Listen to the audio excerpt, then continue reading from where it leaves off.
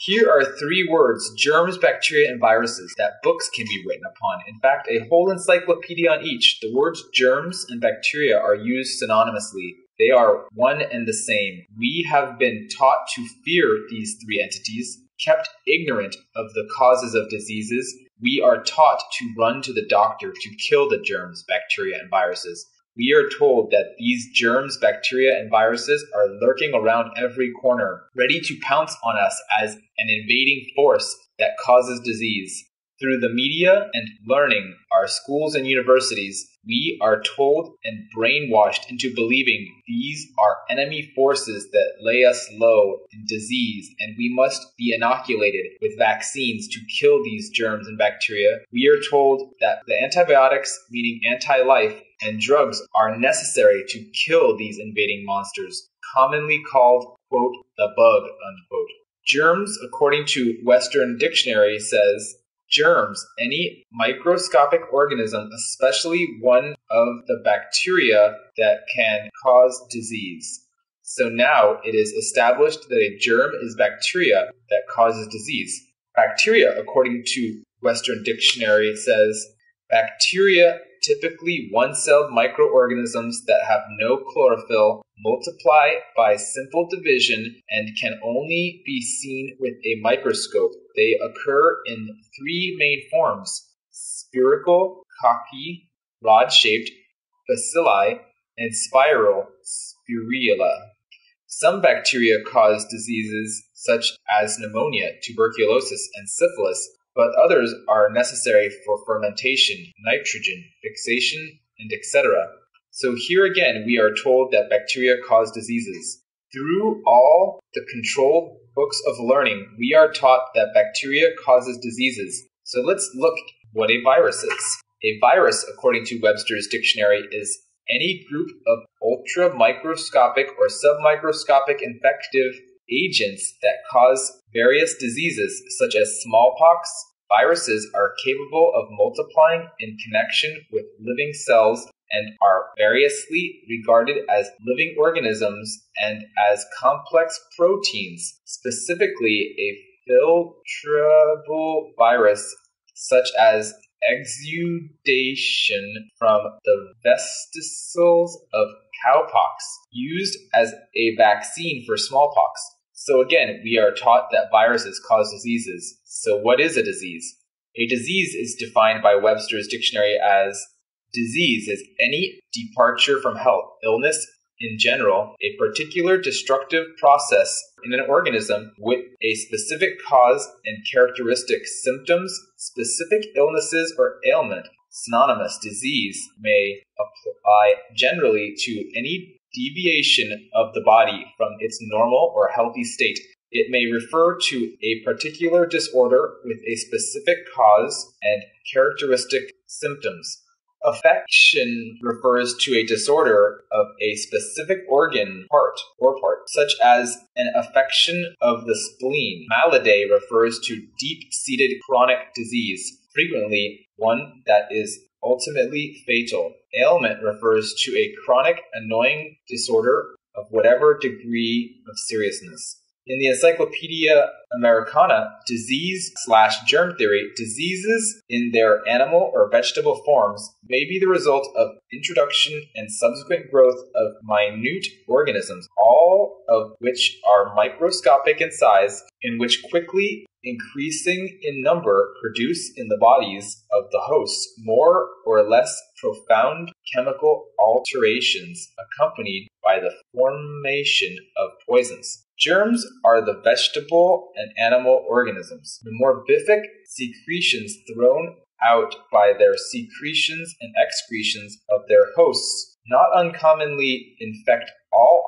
objects with which the disease bodies are associated, and spreading in this way frequently convey infectious maladies that they produce other similar related organisms. Conveyed by inoculations. It is noteworthy at this time to mention that no one has yet been able to detect the poisons that produce German measles, smallpox, scarlet fever, measles, and chickenpox germs are usually thought of as being synonymous with the term bacterium. Fermentations arose from microorganisms, Pasteur.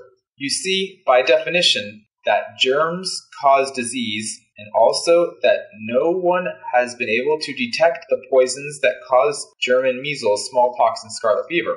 The germ theory has been refuted and proven to be the wrong hypothesis. But the medical profession has a good thing going, and it will not admit to in the slightest that the germ theory is a hoax. Bacteria is in everything. Bacteria is necessary for life. It is the bacteria in the soil that fixes the nitrogen. They are necessary for digestion. They are in the intestines and produce vitamin B12. They are responsible for making beer, wine, cheese, yogurt, cottage cheese, the making of bread, the breakdown of hummus, and many other actions. Without bacteria, it would be impossible to live on Earth. It is believed that every person has all the various varieties of bacteria in their body at all times that ever existed. Bacteria are the helpers and the guardians of our body. Bacteria have the power to hibernate and lay dormant for thousands of years, and when conditions warrant, they become active again. Bacteria have the power to become as Dr. Jekyll and Mr. Hyde. Bacteria are very beneficial to our bodies, and without them, we cannot live.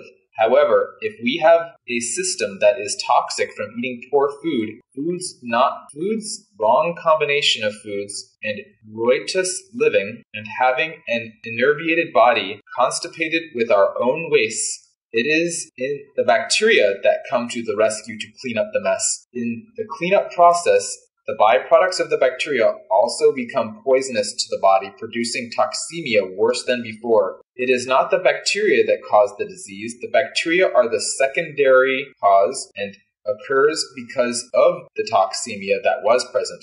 The toxemia is the garbage of the body. It is also known that these friendly bacteria, being fed a poisonous substance, changes its disposition by changing face and changing forms from one form to another form, and those forms can be dangerous to the organism. It is also known that these same bacteria that are harmful when fed proper food will change back to their original form when the bacteria is cleansed of the toxic materials. The bacteria are like flies to the garbage can. The flies do not produce the garbage, but the garbage produces the flies. This cannot be stressed too often. Toxemia produces the bacteria and not the bacteria producing the toxemia, except only in a secondary sense. For the bacteria living on toxic waste materials excrete poisonous waste, making the toxic conditions worse. So, as we have friendly bacteria, we must feed them foods that are biologically suited to man, where there is the least chance of toxic waste from our cells. We are constantly killing the bacteria in our bodies, thereby making a more toxic body with dead bacteria to dispose of. The killers of bacteria are sodium bicarbonates found in all antacids for indigestion, Digel, Rolaids, Tums, Alka-Seltzer, Mylanta, and others are all killers of bacteria. Salt is an antibiotic and is used as a preservative in meats. An antibiotic means anti-life, against life. That is why it is used as a preservative to kill bacteria. Salt is used heavily in meat sausage and ham to stop putrefaction, and the more salt that is used, the more destruction of life, not only in the meats, but also in the organism that ingests them. Sausage and hams are saturated with salt. When salty foods are taken into the system, the body must take a large amount of water to dilute the salt, and this expands the cells, and very often the cells are ruptured permanently beyond repair. These cells must be disposed of and new cells made to take their place. This is a great burden on the body and uses our vital reserves in repairing and replacing damaged cells. Our body is doing this every second of your life. But when antibiotics are used, there is an extra burden placed on the body, and by ingesting salted foods, you are definitely shortening your life, using up your vital energy for repairs. Drugs kill bacteria. Drugs are poisons. Medicines are drugs. The medical profession uses poisons to fight poisons, believing that two poisons are better than one. They say they are counteracting one poison with another. This is not the answer. Two negatives do not make a positive. With drugs, you kill billions of cells and billions of beneficial bacteria that must be disposed of. So now you not only have the dead cells, but also the drugs that must be cared for by the body. This all produces more innervation and a terrible drain of vital energy. Other antibiotics are chemicals in our foods, such as preservatives, insecticides, as residues found in foods, fluorine and chlorine in our drinking water, chemicals used to ripen fruit, bleaches used to make flour white, and now the government is allowing radiation of fruits and vegetables to kill bacteria for longer shelf life. We, the public as a whole, believe and take it for granted that these steps are necessary to progress in our modern civilization. We are like a bunch of sheep that do not think. We follow the leader without question. We are programmed to believe. If the government says so, it must be true. This is not the case. Our government is headed by men who are paid thousands upon thousands of dollars by big industry to have them vote so that their products can be put on the market, fluorine being one of them. We have become victims of circumstances because we accept without question these acts by the Federal Food Drug Administration. This government arm of the law is actually promoting diseases and keeps the doctors' offices and hospitals full of patients. The CDC, Center of Disease Control, is another branch of government that actually promotes the use of vaccines, and their propaganda promotes fear in the public to promote disease in the populace. The government protects the commercial interests so that preservatives can be added to foods so that the shelf life is prolonged, disregarding the health of the people. So look how many anti-life chemicals are in our foods today. Look how many junk foods are on the market today, mostly refined and enriched with artificial vitamins and inorganic chemicals. This is a deadly hoax to make people believe they are getting a superior product when in reality the foods have been tampered and segregated far from the way nature made it. The USDA, United States Department of Agriculture, advises the use of chemical fertilizers to push crops into size and dam the value of the food product produced. The soils have become depleted and not able to produce whole foods any longer. It isn't the soils that don't have the minerals, just because the chemical fertilizations there is not enough humus in the soils to break down the minerals in the soil to make them available to the plants. The government agriculture agents only mention composting in passing, but recommends highly the use of chemicals to push the crop to how many bushels can be produced per acre. The name of the game is quantity, not quality. There is a big difference between 19% protein and 9% protein in wheat that was tested for quality and 9% protein wheat that was tested less than 50% of the 19% wheat. You would have to eat more than twice as much of the 9% wheat to get the same amount of protein. It's like eating a bale of hay to get enough vitamin C. Foods are not sold according to their quality, only quantity. A bushel of the 9% and a bushel of the 19% sold for the same price. A farmer that produced the 19% wheat was cheated. His product was far superior. No chemist or scientist knows how much or what minerals are needed to produce an apple, peas, or carrots, or all the rest of the farm products, nor do they know how many minerals or the quantity of vitamins that are needed at any given time by the body. While working or walking, certainly no one can know the combinations of all vitamins and minerals or the quality of each that are known and unknown for the body's best performance. Man-made vitamins are a farce, and it's just another hoax to get your money. Producers of vitamins and minerals tell you to take lots of them, for any excess will be thrown out anyway. True, at the expense of the liver and vital energy. That is where the danger comes in. By taking vitamins and minerals in excess, as well as chemicals of man-made products not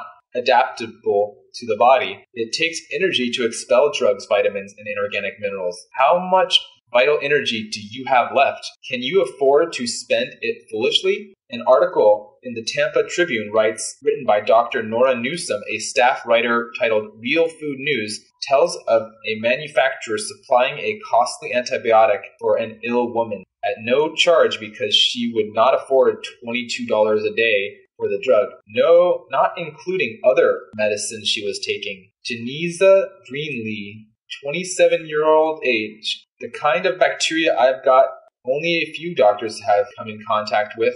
It is a violent kind. The doctor had me on antibiotics, but none would touch it. Only Amkin worked. That is made by Bristol Laboratories. The Dr. Harris McLean of Tampa says, for her, it is literally the difference between life and death. The doctor says that the pulmonary atypical mycobacteria Greenlee suffers from only responded to Bristol drugs. The disease resembles pulmonary tuberculosis. As you can see, the doctor is a practicing doctor. He is practicing on Miss Greenlee by using more and more potent antibiotics to kill bacteria in the lungs. The doctor is not trying to get back to the cause, but treats the effect by using more and more powerful drugs, enervating his patient until all her vital energy is spent. Here, another article from the San Diego newspaper in regards to interferon. Interferon is supposedly to be a natural substance your body has to combat diseases.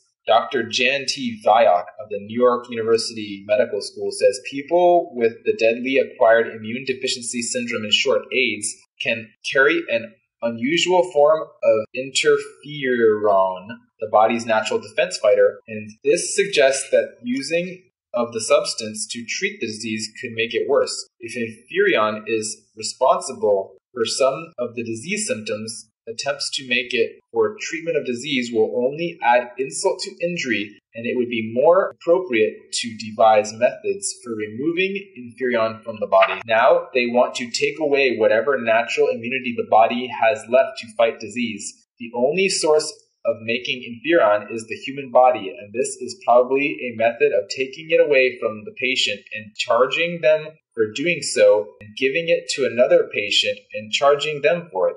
Get cash flow two ways.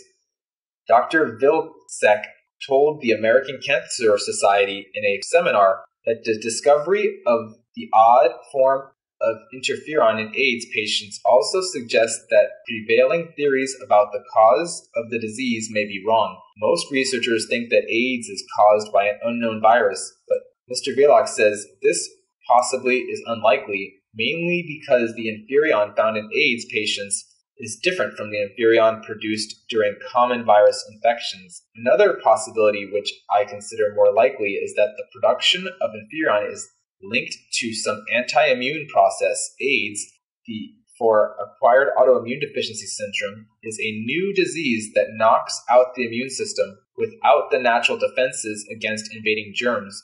Its victims are open to a host of diseases, including cancer called Kaposi's sarcoma, a rare form of pneumonia, and an array of other opportunistic infections. Still, it is the same old germ theory. Drugs are not the answer.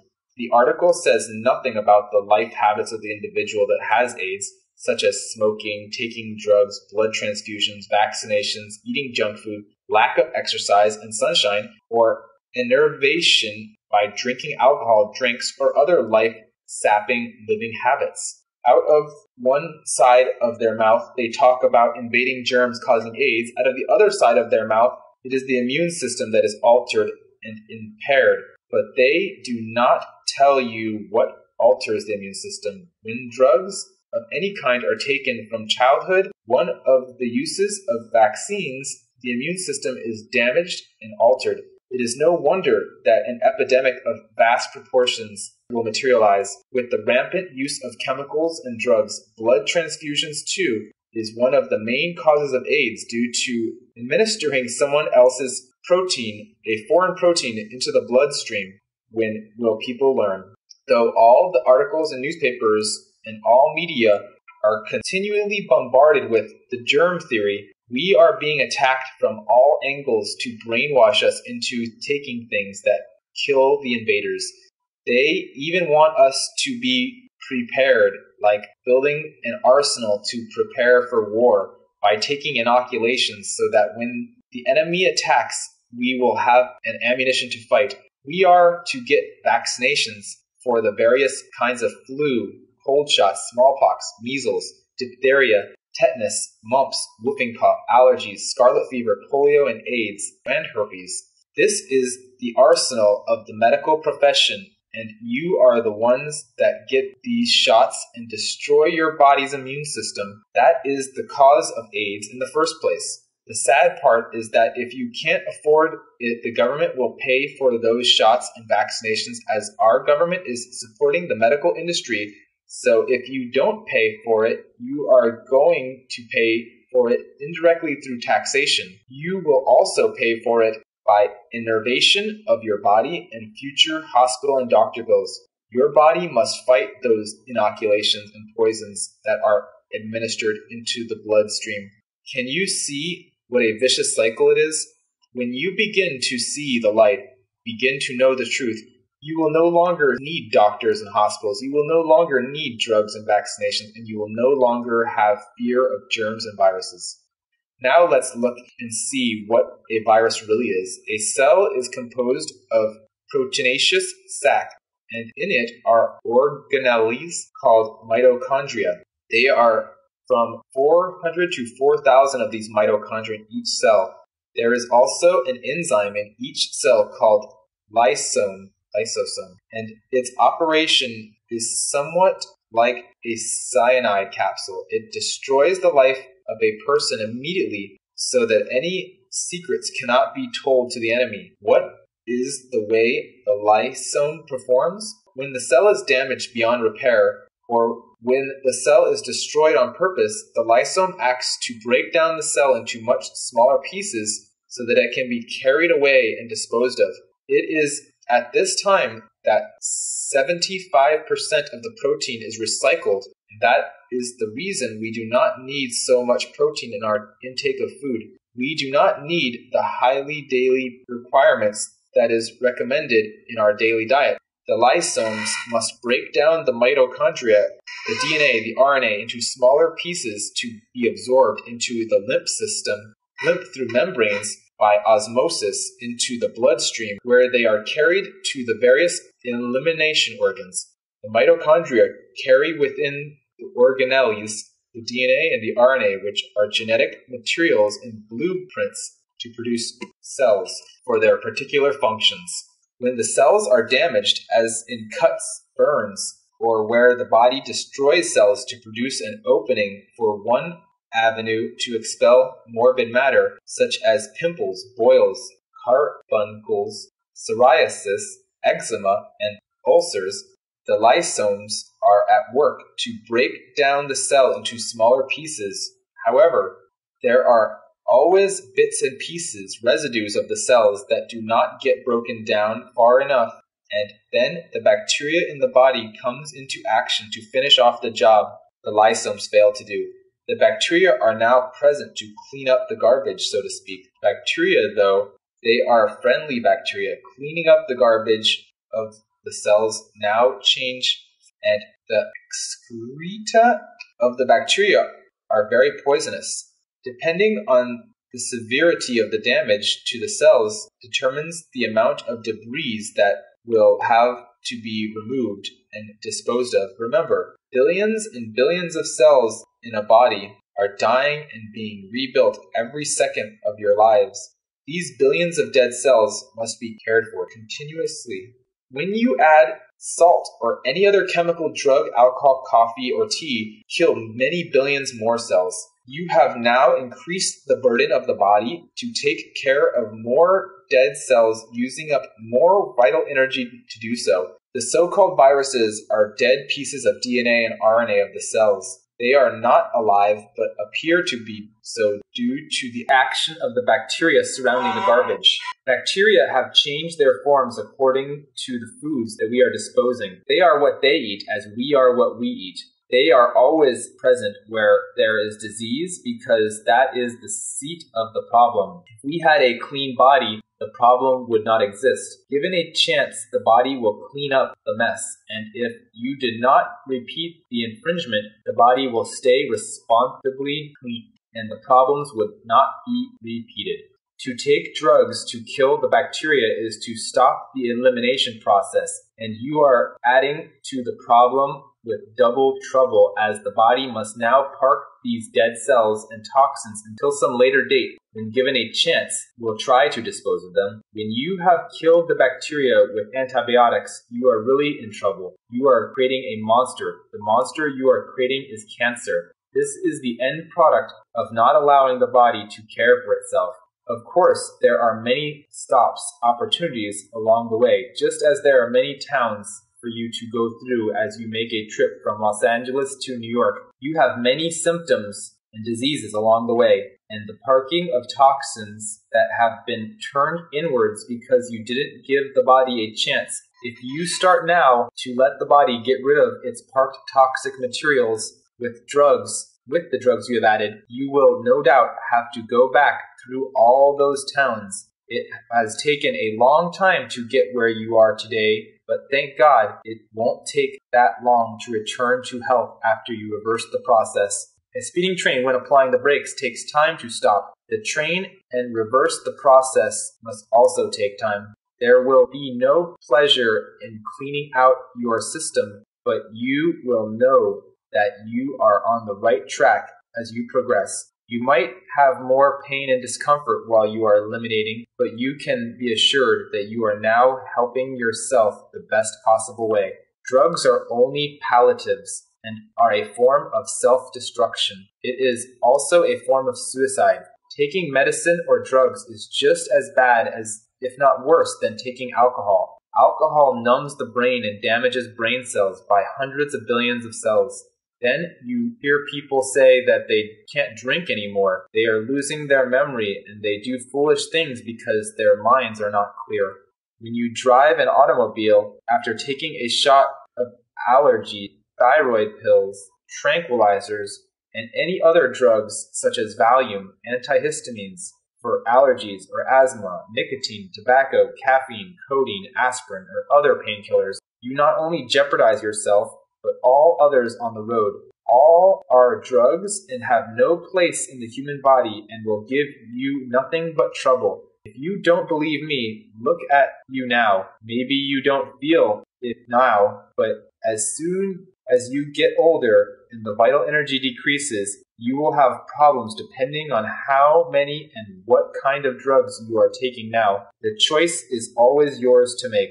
We have the opportunity to choose what to do with our lives. We are the judge, prosecutor, and hangman. Up until this point, you did not know, as you haven't been told or shown, that there is another side to disease. Now you know. You don't have to suffer if you take action and start living according to man's biological laws. If you don't change now, know that for every cause there is effect. For heaven's sake, get rid of your causes. It is the cause that cause your problems. Some people are too far gone mentally to grasp the impact of these statements, for there has been too much brain damage already done. The brains do not reproduce themselves when they are damaged. They are lost forever. So change before it is too late, and you end up a zombie with no brain to think. This could also be called Alzheimer's disease. So, do so before it's too late. Where there is life, there is hope. Good luck.